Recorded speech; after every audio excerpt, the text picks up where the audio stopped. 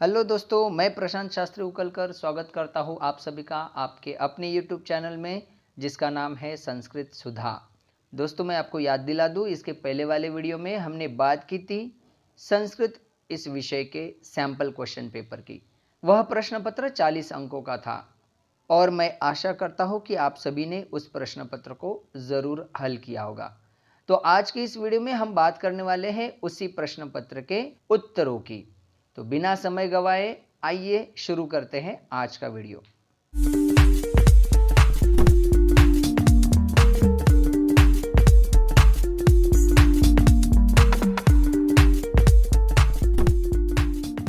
दोस्तों, 40 अंकों के इस प्रश्न पत्र में सबसे पहला प्रश्न दिया था गद्यांश पढ़कर उसके आधार से पूछे गए प्रश्नों के उत्तर लिखने का। आप देख सकते हैं ये गद्यांश दिया था और उसके आधार पर प्रश्न पूछे गए थे। एक पदेन उत्तरत का पहला प्रश्न था न्यायाधीशः कौ पूर्वघटनायाः विषये वक्तुम् आदिष्टवान्। दोस्तों, जो भी प्रश्न आपके सामने दिया जाता है सबसे पहले आपको उस प्रश्न का सही अर्थ समझने का प्रयास करना है, क्योंकि अगर हम अर्थ समझने में गलती कर देते हैं तो उत्तर हमारे सामने होते हुए भी हम सही उत्तर नहीं लिख पाते हैं। तो जैसे यहां प्रश्न दिया है, इस प्रश्न का हिंदी में अर्थ होगा न्यायाधीश ने कौ अर्थात किन दोनों को पूर्व घटना के विषय में बोलने का आदेश दिया। हम जानते हैं इस पाठ में दो प्रमुख कैरेक्टर है, एक है आरक्षी अर्थात पुलिस वाला और दूसरा है निर्धन व्यक्ति जिस पर चोरी का आरोप लगाया गया है। तो न्यायाधीश ने उन दोनों को ही घटना के बारे में बताने के लिए कहा था। तो सही आंसर होगा आरक्षी जनः च। दोनों को मिलाकर हम लिख सकते हैं अतिथि आरक्षिणो। अब यह गलती क्या हो जाती है, कई बार हम इस परिच्छेद की पहली लाइन को एज इट इज लिख देते हैं। यहाँ पे हमने तौ तो लिख दिया, लेकिन तौ अर्थात उन दोनों को अर्थात किन को, यह उत्तर स्पष्ट नहीं होता है, अपूर्ण रहता है। इसलिए हमें उत्तर लिखना पड़ेगा अतिथि आरक्षिणो। दूसरा प्रश्न दिया है न्यायाधीशः आरक्षिणे काम शिक्षाम आदिशत, अर्थात न्यायाधीश ने उस पुलिस वाले को कौन सी शिक्षा का आदेश दिया। न्यायाधीशः आरक्षिणे कारादंडम आदिश्य। आगे और भी वाक्य दिया है, लेकिन हमें इतना ही वाक्य पढ़कर उत्तर मिल जाता है कि न्यायाधीश ने आरक्षी को कारादंडम अर्थात जेल की सजा सुनाई थी। तो हमारा आंसर होगा कारादंडम। आगे दिया है मति वैभवशालिनः काम समालंब्य कार्याणि साधयन्ति, अर्थात बुद्धिमान लोग किसका आधार लेकर काम करते हैं। तो श्लोक की दूसरी पंक्ति में इसका अर्थ दिया है नीतिम युक्तिम समालंब्य। तो आप आंसर लिख सकते हो नीतिम युक्तिम च। दूसरा प्रश्न दिया है पूर्ण वाक्येन उत्तरत। इसमें पहला उपप्रश्न है कदा आश्चर्यम अघटत, अर्थात आश्चर्य कब घटित हुआ। आप देख सकते हैं परिच्छेद में लाइन दी है आरक्षिणी निज पक्षम प्रस्तुतवती आश्चर्यम अघटत, अर्थात आरक्षी के द्वारा अपना पक्ष प्रस्तुत किए जाने पर आश्चर्य घटित हुआ। मैं आपको बता दूं, आरक्षिणी निज पक्षम प्रस्तुतवती यह एक संस्कृत भाषा की खासियत है जिसे सती सप्तमी कहा जाता है, जहां कर्ता और क्रियापद सप्तमी विभक्ति में लिखे जाते हैं। आप यदा तदा का प्रयोग करके उत्तर इस प्रकार भी लिख सकते हैं यदा आरक्षी निज पक्षम प्रस्तुतवान तदा आश्चर्यम अघटत। दूसरा प्रश्न पूछा है शवः किम किम कृत्वा न्यायाधीशम अवदत, अर्थात उस शव मृतदेह ने क्या क्या करके न्यायाधीश को बोला। तो आंसर आएगा शवः प्रावारकम अपसार्य न्यायाधीशम अभिवाद्य च अवदत, अर्थात वह शव प्रावारकम अर्थात कपड़े को हटाकर और न्यायाधीशम अभिवाद्य च और न्यायाधीश को अभिवादन करके बोला। पूर्ण वाक्य उत्तरत में ये दोनों वाक्य आना जरूरी है, अन्यथा हमारा उत्तर अपूर्ण माना जाता है। तीसरा प्रश्न रक्षा पुरुषेण मार्गे किम उक्तम, अर्थात उस पुलिस वाले ने रास्ते में क्या कहा। तो आपका उत्तर होगा रक्षा पुरुषेण मार्गे उक्तम यत् त्वयाहं चोरितायाः मंजूषायाः ग्रहणात् वारितः अतः निजकृत्यस्य फलं भुङ्क्ष्व। अस्मिन् चौर्याभियोगे त्वं वर्षत्रयस्य कारादंडम लप्स्यसे इति। दोस्तों ध्यान रखिएगा, बहुत सारे मित्र निज कृत्यस्य फलम भुङ्क्ष्व यही तक उत्तर लिख देते हैं, जबकि उत्तर आगे भी है, तो पूरा उत्तर लिखेंगे तभी हमें पूरे अंक मिलेंगे। आइए दोस्तों अब बात करते हैं भाषिक कार्यम की। 3 में से कोई 2 प्रश्न आपको करने हैं। पहला प्रश्न पूछा है गद्यांशात मार्गे पदस्य कृते प्रयुक्तम पर्याय पदम लिखत। इस गद्यांश में से मार्गे इस शब्द के लिए उपयोग में लाए गए पर्याय पद को लिखिए। तो मार्गे अर्थात रास्ते में, और गद्यांश में शब्द आया है अध्वनि। ध्यान रखिएगा, अध्वन इस नकारांत शब्द का सप्तमी एकवचन होता है, अध्वनि अर्थात रास्ते में। दूसरा प्रश्न, गद्यांशात मंजूषायः इति विशेष्यस्य विशेषण पदम चित्वा लिखत। मंजूषा अर्थात पेटिका, उसका विशेषण आया है चोरी की हुई, तो चोरितायः इति विशेषणम। तीसरा प्रश्न दिया है त्वं वर्षत्रयस्य कारादंडम लप्स्यसे, अत्र क्रियापदम किम, तो उत्तर आएगा लप्स्यसे। तो अब बात करते हैं दूसरे प्रश्न की। दूसरे प्रश्न में आपको 2 अलग अलग श्लोक दिए गए थे, उनके आधार से पूछे गए प्रश्नों के उत्तर लिखने थे।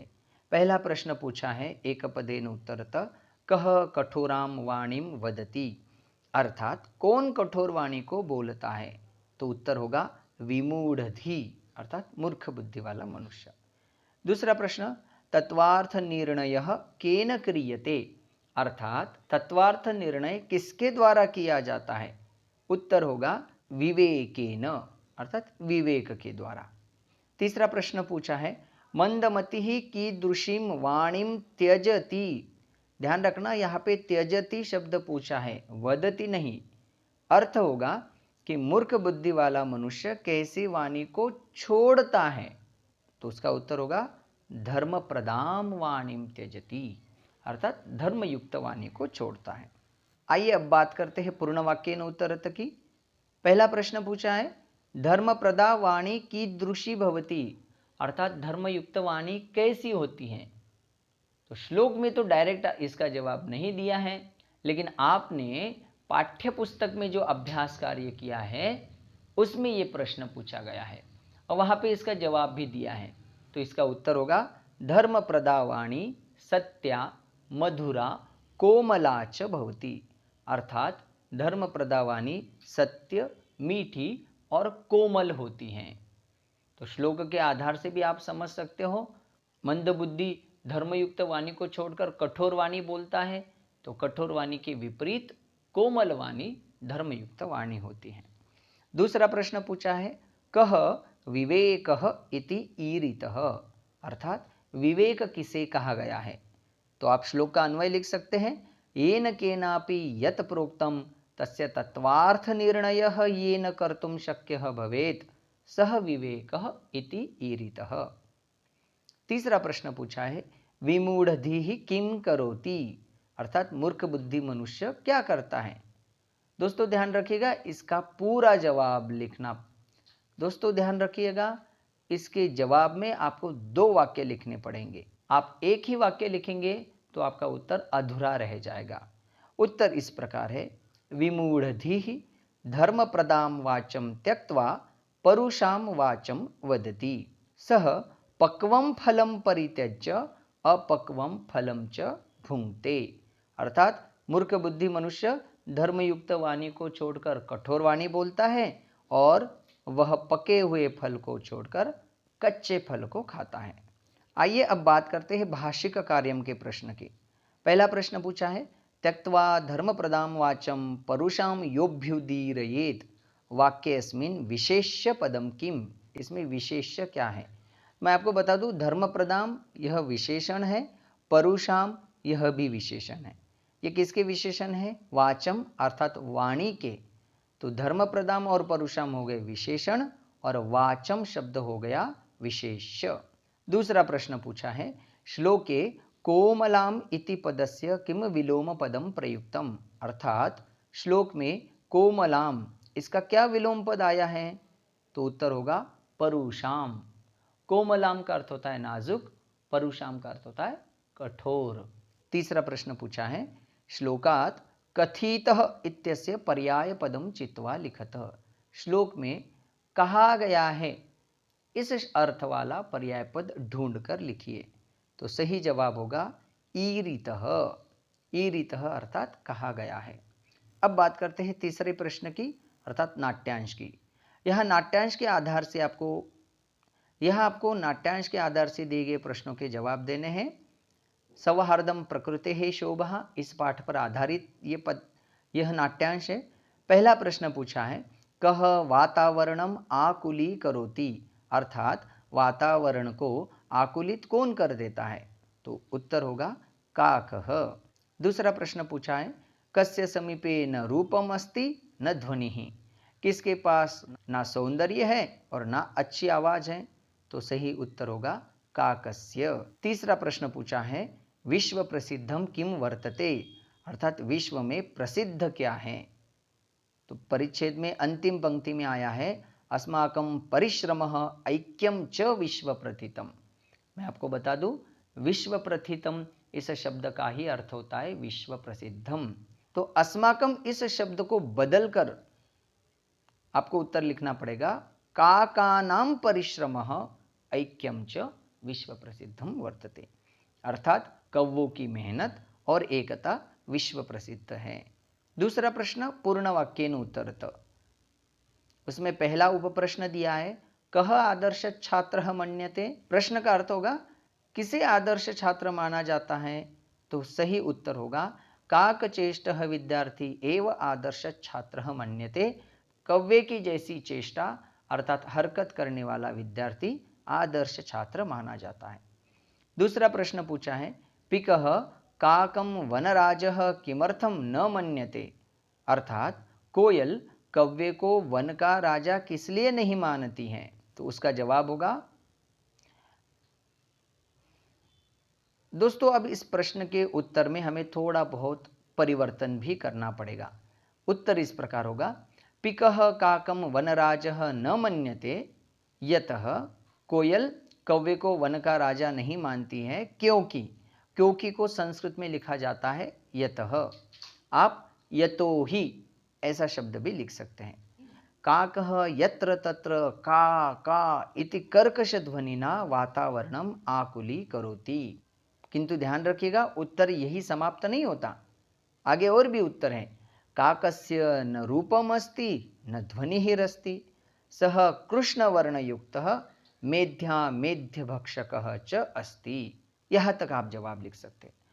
अगर आप शुरू में पिकः काकम वनराजः न मन्यते यतः इस वाक्य को नहीं लिखते हैं तो सीधे उसके आगे से जवाब शुरू कर सकते हो कि काकः यत्र तत्र का का इति कर्कश ध्वनिना वातावरणम आकुली करोति, काकस्य न रूपम अस्ति न ध्वनिरस्ति, सह कृष्णवर्णयुक्तः मेध्या मेध्य भक्षकः च अस्ति।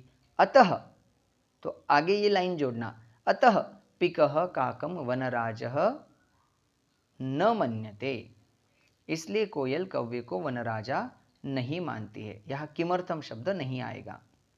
तीसरा प्रश्न पूछा है, काकस्य सत्यप्रियता केन कारणेन उदाहरण स्वरूपा वर्तते, अर्थात कौवे की सत्यप्रियता किस प्रकार से उदाहरण स्वरूप है? तो जवाब होगा, काकस्य सत्यप्रियता अनृतं वदसि चेत काकः दशेत इति प्रकारेण उदाहरण स्वरूपा वर्तते। अब बात करते हैं भाषिक कार्यम की। यहां पहला प्रश्न पूछा है, यह पहला प्रश्न दिया है, नाट्यांशात काकचेष्टः इत्यस्य विशेष्य पदम चित्वा लिखत। काकचेष्टः यह ये विशेषण है, तो इसका विशेष्य पद क्या आया है? तो नाट्यांश में इसका विशेष्य पद आया है विद्यार्थी, काकचेष्टः विद्यार्थी। दूसरा, नाट्यांशे रितम इति पदस्य किम विलोम पदम प्रयुक्तम। अब पहले तो हमें रितम शब्द का अर्थ पता होना चाहिए। दोस्तों, रितम शब्द का अर्थ होता है सत्यम, तो सत्यम का विलोम पद असत्यम, लेकिन परिच्छेद में कहीं पे असत्यम शब्द नहीं आया है, हमें परिच्छेद से ढूंढ कर लिखना है, और परिच्छेद में रितम अर्थात सत्यम इसका विलोम पद आया है अनृतम। अर्थात असत्य। तीसरा प्रश्न पूछा है, त्वाम कथम वनराजम मन्यामहे वयम, वाक्येस्मिन् किम कर्तृपदम, इसमें कर्ता पद कौन सा है? तो दोस्तों ध्यान रखिएगा, कर्ता हमेशा हमेशा जो वाक्य का पहला शब्द होता है वही कर्ता हो, यह जरूरी नहीं है। इसमें अंतिम शब्द दिया है वह कर्ता है। वयम अर्थात हम सब, तो कर्तृपद आएगा वयम। अब आगे चौथा प्रश्न दिया है, स्थूल पदानि अधिकृत्य प्रश्न निर्माणम कुरुत। तो प्रश्न निर्माण करते समय हमेशा ध्यान रखिएगा, अधोरेखित किए गए या बोल्ड अक्षरों में दिए गए शब्द का उस वाक्य में क्या रोल है, वह शब्द कौन सी विभक्ति, वचन और लिंग में आया है, इसको समझकर आपको प्रश्न शब्द लिखना होता है। अब यह पहला वाक्य है, गजः वन्य पशून तुदंतम शुंडेन पोथयित्वा मारयति। वन्य पशून अर्थात वन के पशुओं को। तो प्रश्न होगा किन को, ध्यान रखिएगा किसको नहीं, किन को। पशून बहुवचन में है तो हमें द्वितीय बहुवचन शब्द कम, कौ, कान, कान शब्द का प्रयोग करना पड़ेगा। और हाँ दोस्तों, वाक्य के अंत में प्रश्न चिन्ह देना मत भूलना। कई सारे छात्र वाक्य तो लिख देते हैं लेकिन अंत में पूर्ण विराम दे देते हैं। प्रश्न निर्माण में आपको पूर्ण विराम नहीं, प्रश्न चिन्ह लिखना अनिवार्य है। तो पहले प्रश्न का उत्तर हुआ गजः कान तुदंतम शुंडेन पोथयित्वा मारयति। दूसरा प्रश्न है, चौरस्य पादध्वनिना अतिथि प्रबुद्धः। चौरस्य शब्द षष्ठी एकवचन में है तो किम सर्वनाम का षष्ठी एकवचन होगा, कस्य। उत्तर होगा कस्य पादध्वनिना अतिथि प्रबुद्धः। तीसरा वाक्य है, बकः वराकान मीनान क्रूरतया भक्षयति। ध्यान रखिएगा, यहाँ पर वराकान शब्द विशेषण है और जब भी हम विशेषण को रिप्लेस करते हैं तो कीदृश शब्द का प्रयोग करना होता है।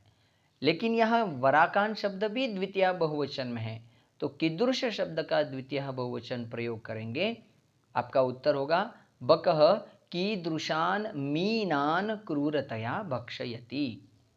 चौथा वाक्य है, धैर्यवान लोके परिभवम न प्राप्नोति। अब लोके शब्द सप्तमी का है लेकिन स्थानवाचक है तो ऐसे में आपको कस्मिन शब्द का प्रयोग नहीं करना है। जब कोई स्थानवाचक शब्द दिया जाता है तो हम कुत्र इस प्रश्नवाचक शब्द का प्रयोग करते हैं। धैर्यवान व्यक्ति इस दुनिया में तिरस्कार को प्राप्त नहीं करता है। इस दुनिया में, तो इसको हम प्रश्न बनाएंगे कहाँ। कहाँ को संस्कृत में कहते हैं कुत्र। तो आपका उत्तर होगा धैर्यवान कुत्र परिभवम न प्राप्नोति। कुछ छात्र लोके शब्द को सप्तमी में देकर कस्मिन शब्द भी लिख देते हैं, लेकिन मैं आपको सलाह देना चाहूँगा कि कस्मिन के स्थान पर कुत्र शब्द ज़्यादा सही है, आप उसे लिखने का प्रयास कीजिए। पांचवा वाक्य दिया है, संसारे विद्वांसः ज्ञानचक्षुभिः नेत्रवन्तः कथ्यन्ते। अब इस वाक्य में विद्वांसः शब्द प्रथमा का बहुवचन है। विसर्ग देकर उसको अकारांत प्रथमा एकवचन मत समझ लेना। बहुवचन होने से प्रश्नवाचक शब्द आएगा कह, कौ, के। तो संसारे के ज्ञान चक्षु भी नेत्रवंतः कथ्यन्ते, ये आपका जवाब होगा। आइए अब बात करते हैं पांचवें प्रश्न की, जहां आपको हिंदी में दिए गए वाक्यों का संस्कृत में अनुवाद करना है। यह पहला वाक्य दिया था, वीरों ने देश रक्षा हेतु प्राण त्यागे। दोस्तों, प्राण त्यागे अर्थात त्याग कर दिया, ये भूतकाल का वाक्य होने से क्रियापद में लंग लकार का प्रयोग करना पड़ेगा। सही जवाब होगा वीराः देश रक्षायै। चतुर्थी लगा दीजिए देश रक्षा के लिए, अथवा आप लिख सकते हैं देश रक्षायाः हेतोः। उपपद विभक्ति का नियम है कि हेतु शब्द के प्रयोग करने पर पंचमी विभक्ति लगाए, इसलिए देश रक्षायाः हेतोः ये दोनों पंचमी में लिखने पड़ेंगे।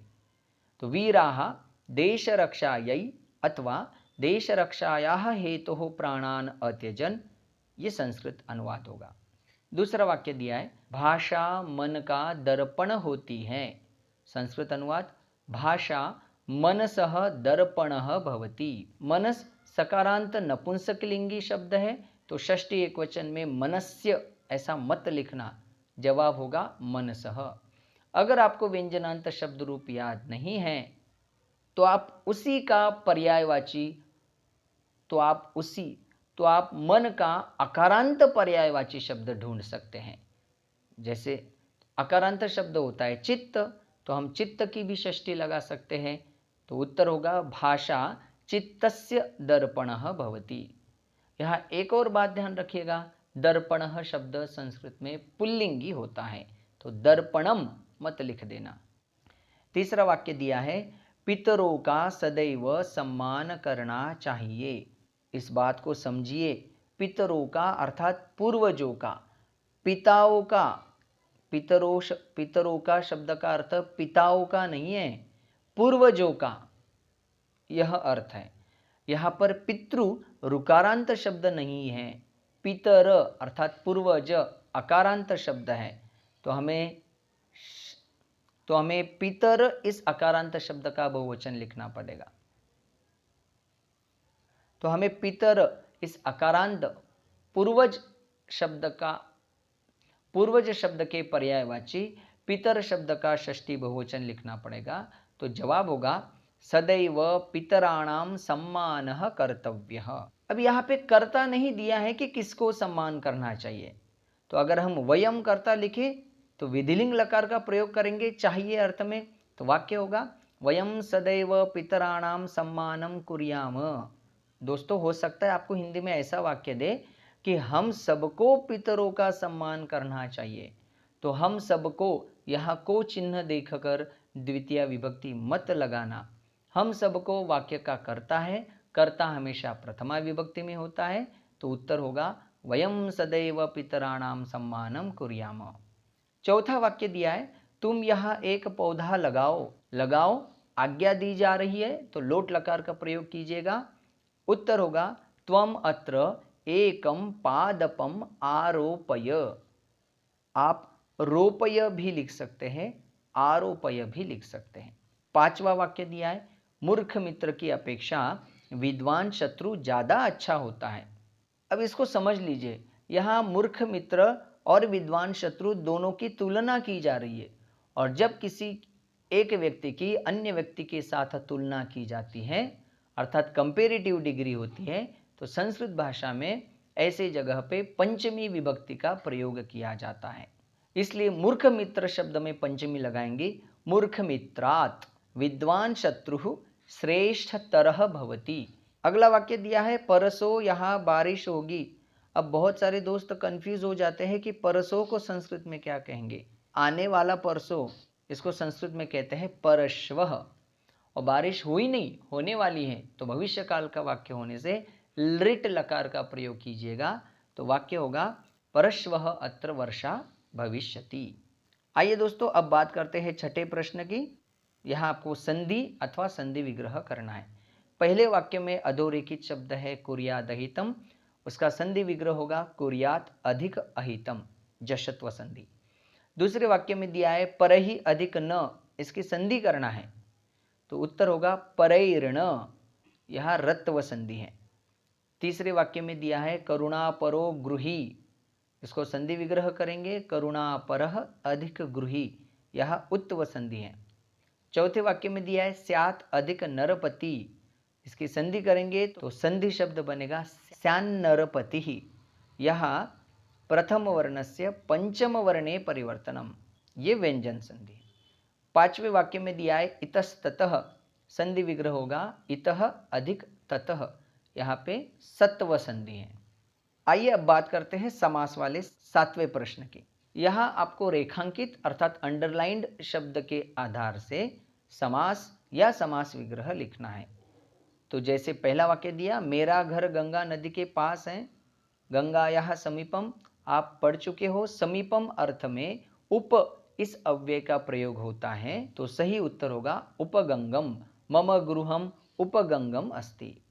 दूसरे वाक्य में अद्य राष्ट्रपतेः भवने संस्कृत विदुषां सम्मान समारोह आयोज्यते, राष्ट्रपति के भवन में, यह षष्ठी विभक्ति लगाई हुई है, उस विभक्ति को हटाकर हम समस्त शब्द लिख सकते हैं राष्ट्रपति भवने। तीसरे वाक्य में हयाः च नागाः च द्वंद्व समास है तो सही उत्तर होगा हयनागः। यहाँ आ वाला ऑप्शन हयानागः नहीं लिखना है। मूल शब्द हय है, हय अर्थात घोड़ा, नागा अर्थात हाथी, तो सही जवाब होगा हयनागः। चौथे वाक्य में दिया है महात्मानः, तो महात्मानः का समास विग्रह होगा महान आत्मा येषाम ते, यह बहुवरी समास है। पांचवें वाक्य में दिया है श्री कृष्ण सत्यप्रिय आसीत, तो सत्यप्रिय शब्द का अर्थ है सत्य है प्रिय जिसको ऐसा। दोस्तों यहाँ पर भी बहुवरी समास है, तो सही उत्तर होगा सत्यम प्रियम यस्मै सह। बहुत सारे दोस्त पहला वाला ऑप्शन लिख देते हैं सत्यम प्रियम यम सह, सत्य है प्रिय जिसको, भले ही यह जिसको कहने में आता है, लेकिन जिसको कोई चीज़ अच्छी लगती है उसमें चतुर्थी विभक्ति का प्रयोग किया जाता है, इसलिए दूसरा सत्यम प्रियम यस्मै सह ये सही उत्तर है। आइए अब बात करते हैं आठवें प्रश्न की। यहाँ अधोरेखित किए गए शब्द के आधार से प्रकृति अर्थात मूल शब्द और प्रत्यय जोड़कर या अलग करके लिखने हैं। तो पहले वाक्य में दिया है विद्वांसः एव लोकेस्मिन् चक्षुषमन्तः प्रकीर्तिता, यहाँ पर सही उत्तर होगा चक्षुष अधिक मतुप। दूसरा वाक्य दिया है दैवगति विचित्रा भवति, विचित्रा स्त्रीलिंगी शब्द है जिसमें टाप प्रत्यय लगा है, तो सही जवाब होगा विचित्र अधिक टाप। तीसरा वाक्य दिया है सर्वेषामेव मत्कृते महत् अधिक त्व विद्यते, महत् शब्द के साथ त्व प्रत्यय जोड़ने पर नपुंसकलिंगी शब्द तैयार हो जाएगा महत्वम। दोस्तों यहाँ अ वाला पर्याय मत चुनना, उसमें महत्वम में एक ही त दिया है, जबकि महत का हलंत त और त्व प्रत्यय का हलंत त, ऐसे दो त वाला उत्तर आपको चुनना है और वो दिया है आ ऑप्शन में। अब चौथा वाक्य देखिए सा गुणवती बालिका अस्ति, तो सही उत्तर होगा चौथा पर्याय गुणवत अधिक गिप। दोस्तों यहाँ आ वाला ऑप्शन मत चूज करना, वहाँ गुणवत शब्द में त हलंत नहीं है। पांचवा वाक्य देखिए पुष्पाणाम कोमलता सर्वान आनंदयति, कोमलता इसमें अंत में तल प्रत्यय परिवर्तित होकर ता बन जाता है, तो इसका सही उत्तर होगा पहला ऑप्शन कोमल अधिक तल। तो अब बात करते हैं 9वें प्रश्न की। यहाँ वाच्य के अनुसार उचित शब्दों का प्रयोग करके वाक्य पूरा करना है। तो लतया गीतायाः डैश क्रियते, यहाँ ध्यान रखिएगा लतया यह कर्ता तृतीया विभक्ति में है, अर्थात यह कर्म वाच्य का प्रयोग होने से कर्म प्रथमा विभक्ति में आएगा, तो सही उत्तर होगा पाठः। देवदत्तः संस्कृतम डैश, यह देवदत्तः प्रथमा विभक्ति में है, अर्थात यह कर्तृवाच्य का वाक्य है, तो कर्ता के हिसाब से क्रियापद आएगा जानाति। तीसरे वाक्य में दिया है डैश वृक्षाः सिंचन्ते, यह वृक्षाः यह कर्म बहुवचन होने से सिंचन्ते यह क्रियापद भी बहुवचन में लिखा है, अर्थात यह कर्म प्रधान होने से कर्मवाच्य है और कर्मवाच्य में कर्ता हमेशा तृतीय विभक्ति में होता है, तो सही जवाब होगा शकुंतलया। चौथा वाक्य दिया है साधवः डैश रचयन्ति, यहाँ साधवः कर्ता प्रथमा में है और कर्ता के हिसाब से रचयन्ति इस क्रियापद में पुरुष और वचन का प्रयोग किया गया है, तो ये कर्तृवाच्य की रचना होने से कर्म द्वितीय विभक्ति में आएगा, तो सही जवाब होगा ग्रंथान। आइए दोस्तों अब बात करते हैं अंतिम प्रश्न की।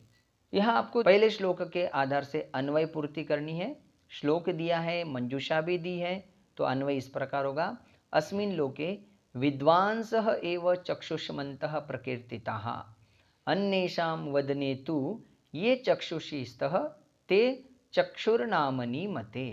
अथवा में एक दूसरा श्लोक दिया है, उस श्लोक के आधार से आपको भावार्थ पूरा करना है। यहाँ भी श्लोक के साथ मंजूषा दी है, तो भावार्थ इस प्रकार होगा यह मनुष्यः प्राणी वा अन्यहि पीड्यमानान् वीत्रस्तान् जंतून् सर्वदा न रक्षति सह वस्तुतः पार्थिवः न अपितु पार्थिव रूपेण कृतान्तः एव अस्ति अत्र कोपि संशयः न अस्ति। इसका हिंदी में अर्थ होता है कि जो मनुष्य अथवा प्राणी दूसरों के द्वारा पीड़ित होते हुए, परेशान होते हुए जंतुओं को हमेशा नहीं बचाता है, वह वास्तव में राजा नहीं अपितु राजा के रूप में यमराज होता है, इस बात में कोई भी संदेह नहीं है।